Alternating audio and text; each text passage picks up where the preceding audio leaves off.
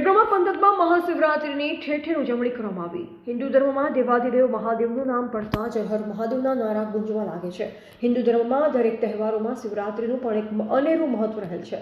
મહાદેવને જલ્દી રીઝતા દેવ ગણવામાં આવે છે। ખેડબ્રહ્મા શહેરમાં પવિત્ર હરણા નદી કિનારે આવેલા કાશી વિશ્વનાથ મહાદેવ મંદિર, સોમનાથ મહાદેવ મંદિર, પંખેશ્વર મહાદેવ મંદિર, રામેશ્વર મહાદેવ મંદિર, પ્રાચીન ભૃગુ ઋષિ મહાદેવ મંદિર, શ્યામનગર પાસે આવેલ રબારી સમાજનું નવા માણેકનાથ મહાદેવ મંદિર, લક્ષ્મીપુરા ખાતે નીલકંઠ મહાદેવ મંદિર, રુદ્રમાળાનું રુદ્રેશ્વર મહાદેવ તથા મટોડા ખાતે 12 જ્યોતિર્લિંગવાળું મોટનેશ્વર મહાદેવનું મંદિર પ્રચલિત છે। આ મહાદેવ મંદિરમાં ઉજવણીના મહાશિવરાત્રિની ઉજવણી અંતર્ગત ગામમાં ભગવાનની શોભાયાત્રા કરવામાં આવી, જેમાં ખૂબ જ મોટી સંખ્યામાં શિવ ભક્તો જોડાયા। તમામ મંદિરોમાં આજે વહેલી સવારથી જ શિવ ભક્તોએ આવી ભગવાન ભોળાનાથની અર્ચા પૂજના કરી જળાભિષેક કરી ભગવાને ઉજવવાનો પ્રયત્ન કર્યો।